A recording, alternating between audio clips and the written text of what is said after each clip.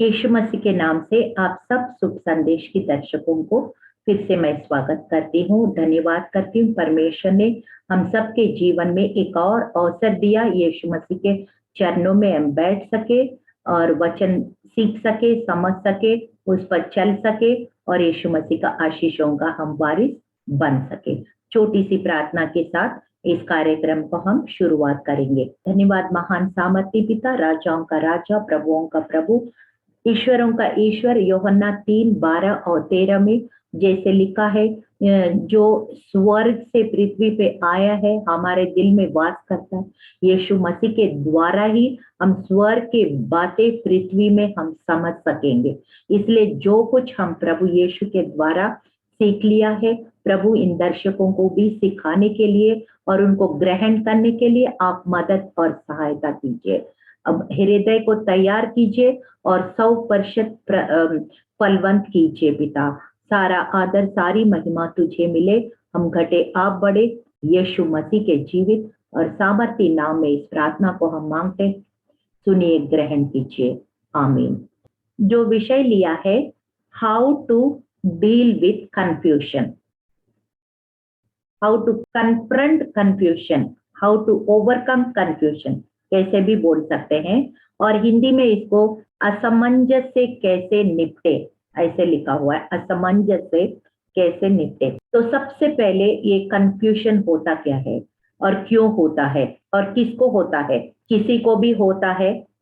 It is irrespective of your status, your irrespective of your beauty, irrespective of your qualification, irrespective of your economic status, etc. etc.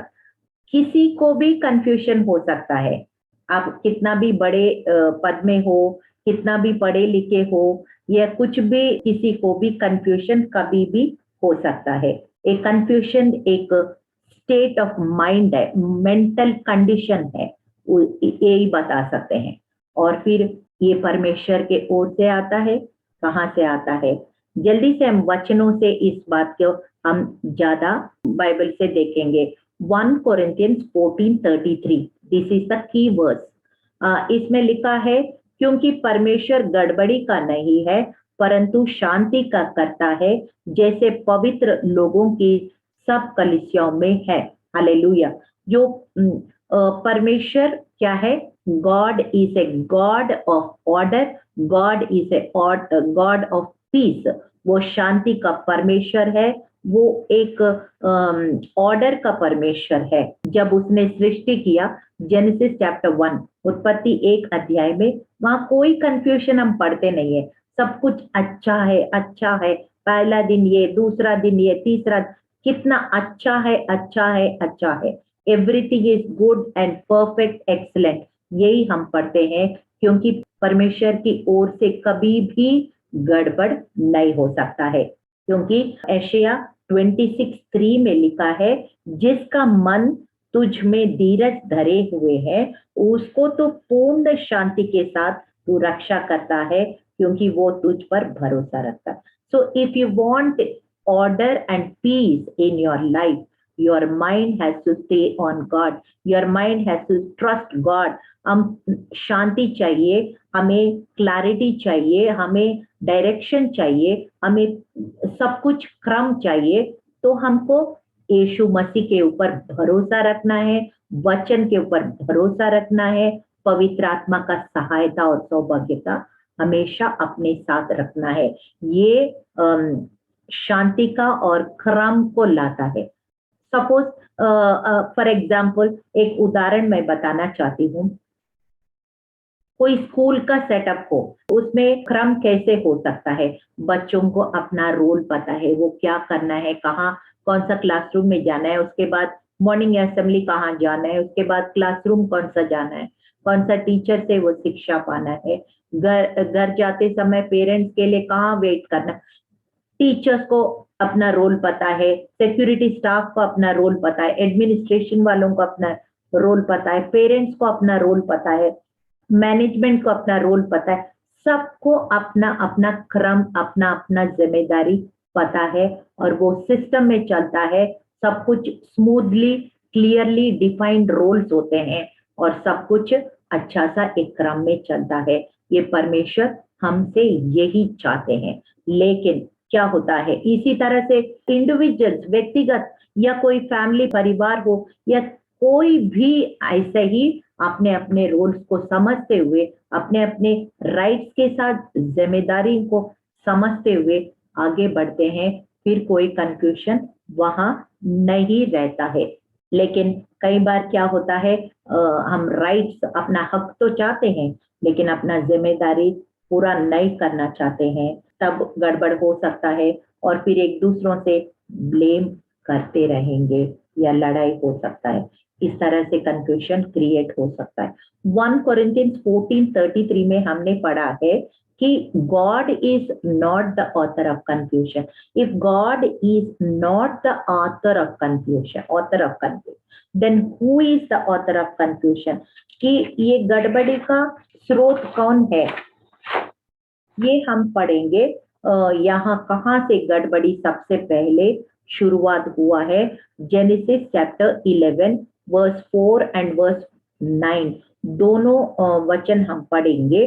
सबसे पहले ए tower of Behbal, ये बाबल का जो नगर बनाना, ओ ये tower गुम्मट बनाना लोग चाहते थे, और फिर उस बाबुल का BABEL बैबल, इस वर्ड का अर्थ ही कंफ्यूजन है, गड़बड़ है। ठीक है, और मैं सिर्फ 2 वचन पढ़ती हूँ, आपको अच्छे से समझ में आ जाएगा क्यों वहां से कंफ्यूजन शुरू हुआ है। फिर उन्होंने कहा, आओ हम एक नगर और एक ऐसे मीनार बना लेंगे जिसकी चोटी आकाश से बातें करे, इस प्रकार से हम अपना नाम करें, ऐसा ना हो कि हमें सारी पृथ्वी में फैलना पड़े। इस कारण उस नगर का नाम बाबेल पड़ा, क्योंकि सारी पृथ्वी की भाषा में जो गड़बड़ी है वो यहोवा ने वही डाली, और वही यहोवा ने मनुष्य की सारी पृथ्वी के ऊपर फैला दिया। You know, sometimes that is the first time when people were scattered and when इसी समय जब एक भाषा थी और एक जगह में रहते थे और खुशी से रहते थे, लेकिन कुछ समुदाय, वहां कुछ मनुष्य लोग हैं, परमेश्वर का विद्रोह करने लगा और परमेश्वर के साथ कंपटीशन में वो सोच रहा है ये कौन राज्य करने वाला होता है, हम खुद ही राज्य करेंगे और हम ऐसे मीनार बनाएंगे, ऐसे नगर बनाएंगे जो आसमान को छूता हो। यानी कि परमेश्वर स्वर्ग में है तो उनका स्वर्ग तक ये छूने वाला मीनार बना चाहते हैं, और वहां से देख के पूरा दुनिया को राज्य करेंगे। यही प्लान बना के ऐसे गुम्मट को, ऐसे नगर को बनाने लगा। वो बनाने लगा, लेकिन उनका जो मोटिव्स है, वो इंटेंशंस है, वो एटीट्यूड्स है, वो लक्ष्य जो है वो गलत था। उनको क्या, हम अपना नाम कमाना है। ये परमेश्वर क्या है, हम उनसे कम नहीं है, हम अपना नाम का, ये सारे मैं और मैं और मैं ऐसे करके परमेश्वर को ही चैलेंज देने लग गया। और फिर परमेश्वर ने उनको पूरा बिखेर दिया, पूरा पृथ्वी पर बिखेर दिया, और एक दूसरों को भाषा समझ नहीं आ पाया, और बहुत सारे मल्टीलिंगुअल, बहुत सारे भाषाएं उत्पन्न हो गया है। क्योंकि एक दूसरों को नहीं समझ रहे, तो फिर वो लोग जगह जगह जाके नई नई भाषा सीखने लगे, नई नई भाषा बोलने लगा, और बहुत सारे समुदाय, बहुत सारे लैंग्वेज इस दुनिया में ऐसे ही शुरुआत हुआ है। कई बार हम टैलेंटेड हो सकते हैं, लेकिन हम घमंड नहीं करना है और परमेश्वर के ऊपर बलवा नहीं करना है ना। तो क्या होता है, बलवा करेंगे तो फिर सिंपल फॉर्मूला है। ड्यूटेरोनॉमी 28:1 में लिखा है, यदि तू अपने परमेश्वर यहोवा की सब आज्ञाएं जो मैं तुझे सुनाता हूँ चौकसी से पूरी करने को चित्त लगाकर उसे सुने, तो वो पृथ्वी की सब जातियों में श्रेष्ठ करेगा। पृथ्वी के सब जातियों में तुम्हें श्रेष्ठ करेगा। परमेश्वर के आज्ञा पालन करोगे, उनके अधीन में रहेंगे, तो पूरा पृथ्वी का सब जातियों के ऊपर तुम्हें श्रेष्ठ करूंगा, श्रेष्ठ करूंगा। लेकिन क्या होता है कई बार ऐसे अधीन नहीं होना चाहते हैं तो फिर श्राप आ जाता है। ड्यूटरॉनमी 28 1 में हम देखते हैं कितना सुंदर परमेश्वर एक प्रॉमिस दे रहे हैं, और फिर 14 हम प्रॉमिसेस वहां देखते हैं, लेकिन जो बलवा करते हैं उनको नीचे हम देखते हैं 54 कर्सेस, श्राप भी देखते हैं। इसका मतलब 3 टाइम्स 4 टाइम्स श्राप ज्यादा है। इसका मतलब क्या है, लोग बलवा ज्यादा करते हैं, आज्ञाकारी लोग कम होते हैं। यही दिखाता है। एशिया 1:19 और 20 में लिखा है, if you are willing and obedient you will eat the good of the land, if you refuse and rebel you will be killed by the sword. ये इसका मतलब सिंपल फॉर्मूला, आज्ञाकारी रहोगे आशीष का वारिस बनोगे, बलवा करोगे श्राप आ जाएगा। और सबसे बड़ी श्राप, एक मैं इस श्राप का लिस्ट में एक मैंने उठाया है, वो कन्फ्यूशन के बारे में लिखा है, इसलिए मैंने वो आपको बताना चाहती हूँ। ड्यूटरॉनमी 28 का 28 उसमें लिखा, यहोवा तुझे पागल और अंधा कर देगा और तेरा मन को अत्यंत घबरा देगा। यू नो कंफ्यूजन में क्या होता है, उसमें डिप्रेशन होता है, निराशा होता है, और उसमें क्या होता है, मेंटल डिसऑर्डर बोलते हैं ना, कंफ्यूजन, और बहुत सारे घबराहट, रेस्टलेसनेस, पीस नहीं है, क्योंकि वचन में लिखा है the wicked has no peace, ऐसे लिखा है, विकेड हैज नो। जब दुष्टता करते हैं ना, उनको शांति नहीं होता है, उनको बेचैनी होता है, यही बाइबल में लिखा है। इस तरह से एक कंफ्यूजन, मतलब कंफ्यूजन का भी कुछ अलग अलग लेवल्स होते हैं। बहुत ज्यादा तीव्र गड़बड़ी, तीव्रता में अगर चले गए तो वो आपका माइंड को भी इफेक्ट कर सकता है। हालेलुया। तो इस तरह से कंफ्यूजन हम नहीं चाहते हैं, इसलिए हम परमेश्वर को आज्ञा को जितना हो सके हम आज्ञा पालन करें, उनके अधीन रहे, और कंफ्यूजन कभी हमारे जीवन में ना रहे, शांति रहे, क्रम रहे, यही परमेश्वर चाहता है। कुछ गलती हो गया तो तुरंत माफी मांग के फिर हम दाऊद की तरह, दाऊद इतना गलतियां करने के बाद भी तुरंत उसने माफी मांग के फिर अपना रिश्ता तुरंत सही करते गया परमेश्वर के साथ। हमको भी ऐसे ही करना है। एक इवेंट है बाइबल में, ये बहुत बड़ा दुखित घटना है। ये देखिए कैसे होता है, बलवा करने में क्या क्या दुष्परिणाम हो सकता है, ये हम देखते हैं। 2 सैमुअल 15 का 13, 14 एंड 31 तीन वचन पढ़ रही हूँ मैं, उसको आपको पृष्ठभूमि जल्दी से बताना चाहती हूँ कि अब्सलोम, एक दाऊद का जो है बहुत सारे बच्चे थे, बहुत सारे पत्नियां भी थी, वो एक अब्सलोम भी दाऊद का बेटा है और बहुत वो स्मार्ट व्यक्ति है, लेकिन उसने एक समय ऐसे करने लगा कि उसका पापा का ही विद्रोह करने लगा, और लोगों को जो राजा के लिए जाते हैं तो उनको अपनी तरफ खींचने लगा। मतलब ही try to divert the attention of the people and winning their heart, उनको अपनी तरफ खींचने लगा, और अच्छा अच्छा उनको, मतलब एक पूरा एक षड्यंत्र तरीके से वो सब कुछ कर रहा था। मैं एक वचन पढ़ती हूँ, 2 सैमुअल 15 का 13, 14। तब किसी ने दाऊद के पास जाकर ये समाचार दिया, इस्राएली मनुष्य के मन अब्सलोम की ओर हो गया है। तब दाऊद ने अपना सब कर्मचारियों जो यरूशलेम में उनके संग थे कहा, आओ हम भाग चले, नहीं तो हमने कोई भी अब्सलोम से ना बचेगा, इसलिए पूर्ति करके चलो, तो ऐसा ना हो कि वो पूर्ति करके हमें आ घेरे और हमारी हानि करे, इस नगर को तलवार से मार ले। इतना ज्यादा उसने विद्रोह किया कि दाऊद भी घबरा गया और वो भागने के लिए अपने लोगों को बोल रहे, ऐसे हम जल्दी से यहाँ से यरूशलेम से निकल के नहीं भागेंगे तो वो हमें घेर लेगा, हम सबको मार भी सकता है। इतना षड्यंत्र करके इतना कंफ्यूजन को वहां क्रिएट किया था। और फिर हम 31 में हम पढ़ते हैं, दाऊद को ये समाचार मिला, अब्सलोम की संगी राजद्रोहियों के साथ अहीतोफेल है। दाऊद ने कहा, हे यहोवा, अहीतोफेल की सम्मति को मूर्खता बना दे। एक सलाहकार था जो दाऊद का सलाहकार था, और वो बहुत अच्छा विजडम से भरे हैं, बुद्धि से भरे हैं, तो उसका नाम अहीतोफेल। और फिर वो अहीतोफेल जो दाऊद का सलाहकार को भी उसने अबसलोम ने अपनी तरह खींच लिया, और फिर दाऊद को इतना डर गया, बेचैन हो गया, और वो कहने लगा, हे परमेश्वर, वो अहीतोफेल का विजडम है, जो बुद्धि है, वो आप मूर्खता में बदल दीजिए। ऐसे करके दाऊद प्रार्थना कर रहे हैं, क्योंकि वो अबसलोम से वो बचना चाहता है, नहीं तो उनका ही खतरा हो सकता है ना।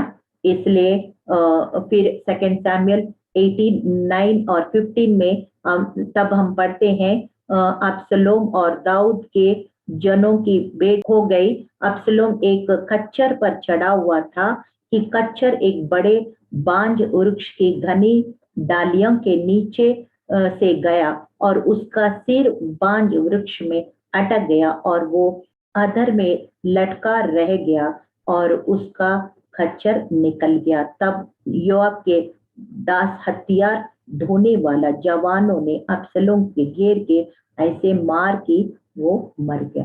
देखिए, वो अबसलोम का बहुत लंबा बाल था उस समय। उनका संस्कृति, उनका कल्चर मुझे इतना नहीं मालूम, लेकिन अबसलोम का बहुत लंबा बाल था और बहुत कर्ली हेयर था, घुंघराला बाल।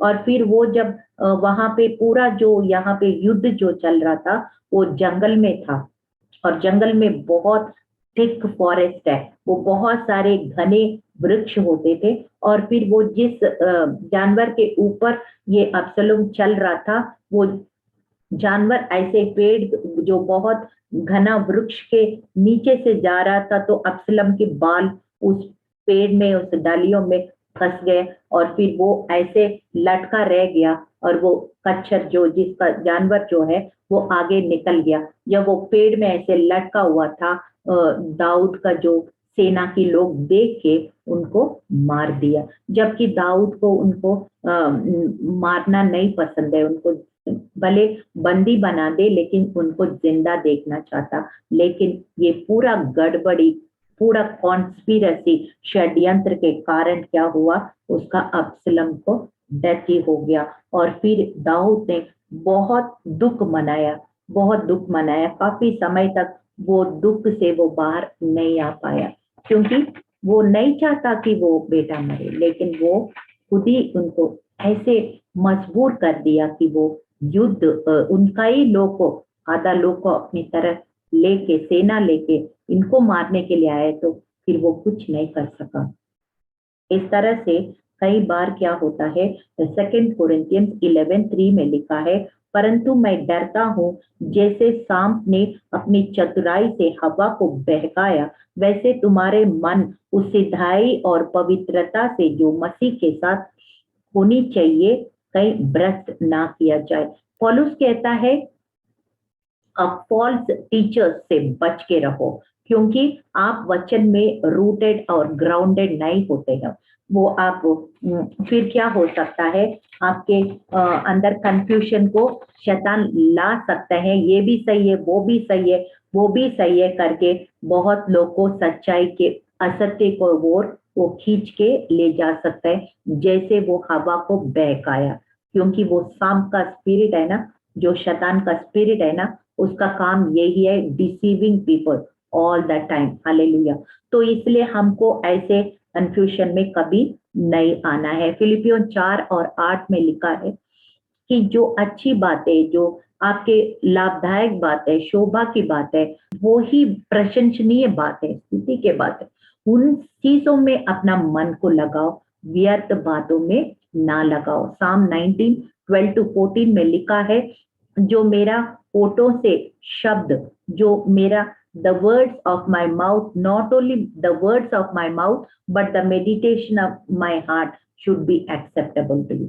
मतलब क्या है, कई बार हम होठों से तो अच्छा बोलते हैं, लेकिन हमारे मन में, हमारे हृदय में क्या चल रहा है, वो भी सही होना है, वो भी परमेश्वर का ग्रहण योग्य होना है। परमेश्वर यही चाहते हैं, तभी आपके जीवन में कंफ्यूजन कभी नहीं हो सकता है।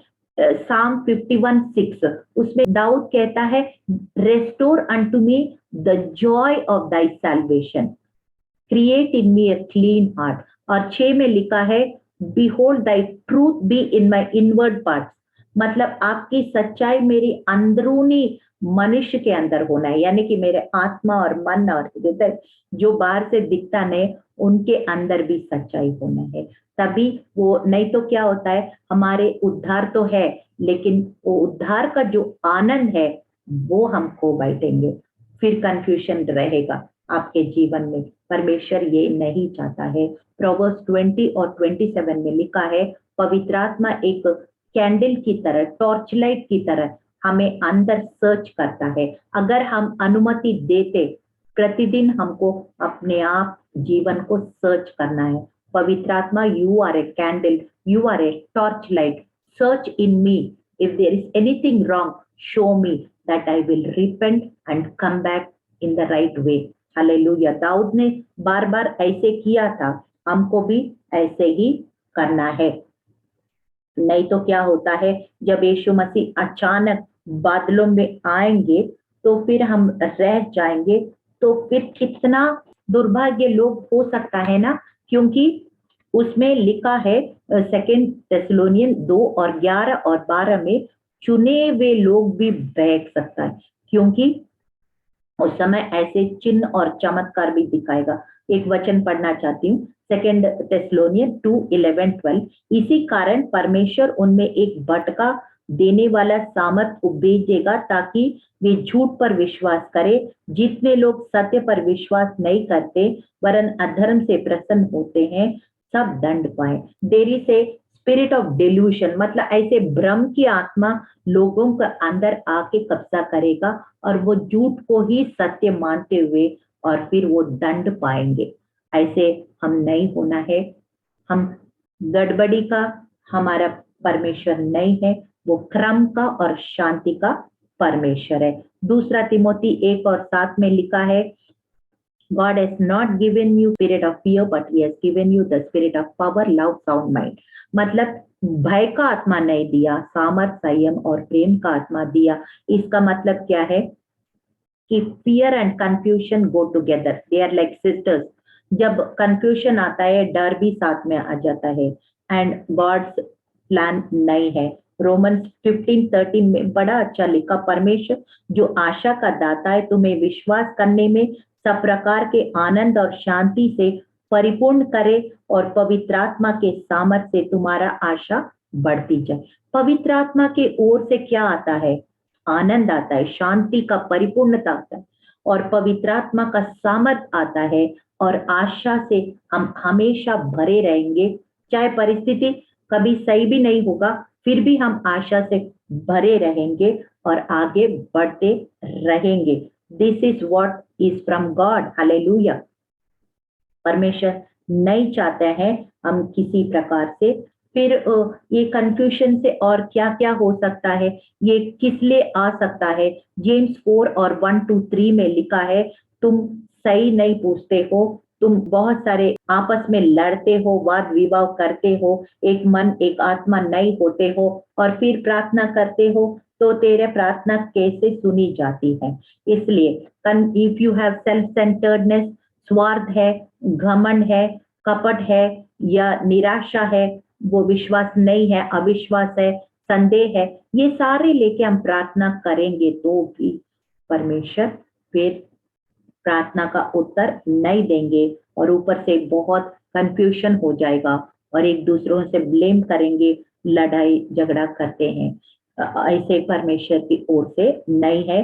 अहरोन जो महायाजक था, ये इस्राएलियों को परमेश्वर गिनती का किताब 6:24-26 में ये कहा था, बड़ा अच्छा सा उनको अहरोन इस्राएलियों के ऊपर आशीष देते थे, और क्या देते थे कि the Lord bless you and keep you and make his face shine upon you, may his grace be upon you and may his peace be upon you.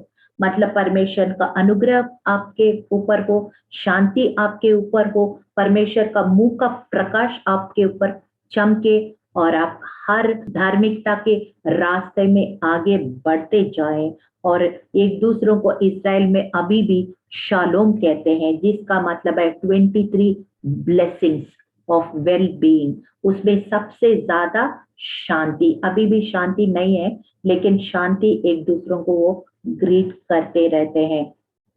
That is why God wants you to enjoy peace and order. परमेश्वर की ओर से यही है कि आप हमेशा क्रम में रहे, शांति में रहे, क्लैरिटी में रहे, और कभी गड़बड़ आए तो भी वो चला जाए यीशु के नाम से। यही परमेश्वर आपसे चाहते हैं। और we need to deal the confusion with the sword of the Spirit, word of God, through the power of the Holy Spirit and through prayer. All this weapon, वह प्रत्येक हथियार जो परमेश्वर ने हमारे लिए दिया है, वो अच्छा सा हम इस्तेमाल करें और कंफ्यूजन को हटा के हम क्रम और शांति में चले। यही परमेश्वर चाहते हैं। छोटी सी प्रार्थना के साथ हम इस कार्यक्रम को समाप्त करेंगे। धन्यवाद महान सामर्थ्य पिता, राजाओं का राजा, प्रभुओं का प्रभु यीशु। Hallelujah hallelujah. रोमन्स 14:17 में भी यही लिखा है प्रभु, the kingdom of God is not eating and drinking but the righteousness, peace and joy in the Holy Ghost. हाँ परमेश्वर, आपका राज्य में आनंद होता है, पवित्र आत्मा का आनंद होता है, प्यार होता है, शांति होता है, और बहुत कुछ अच्छी चीज होता है प्रभु। वहां कोई भी गड़बड़ी नहीं होता है। गड़बड़ी केवल शैतान के ओर से आता है प्रभु। हम नहीं चाहते हैं हमारे जीवन में, हमारे परिवार में, सेवकाई में, हमारे काम करने जगह में, हमारा देश और शहर में कहीं भी ऐसे कंफ्यूजन हो प्रभु। कोई ऐसे गलत बातें हमारे जीवन से यीशु के नाम से वो बाहर निकलने पाए और तेरी शांति और क्रम हमारे जीवन में आने पाए यीशु। और कभी भी ऐसे कंफ्यूजन होता भी है, हम यीशु के वचन के द्वारा, प्रार्थना के द्वारा, पवित्र आत्मा की सहायता और सौभाग्यता के द्वारा प्रभु इस कंफ्यूजन के हम सामना करें और उसके ऊपर हम जय पाए, और क्लैरिटी को, क्रम को और शांति को हम लाने वाले हो सके। सिर्फ अपने जीवन में नहीं, औरों का जीवन में भी हम लाने वाले हो सके प्रभु। तेरा राज्य आए, तेरी इच्छा पूरा हो, हम घटे आप बढ़े। यीशु मसीह के जीवित और सामर्थी नाम में इस प्रार्थना को हम मांगते हैं। सुनिए, ग्रहण कीजिए। आमीन आमीन आमीन।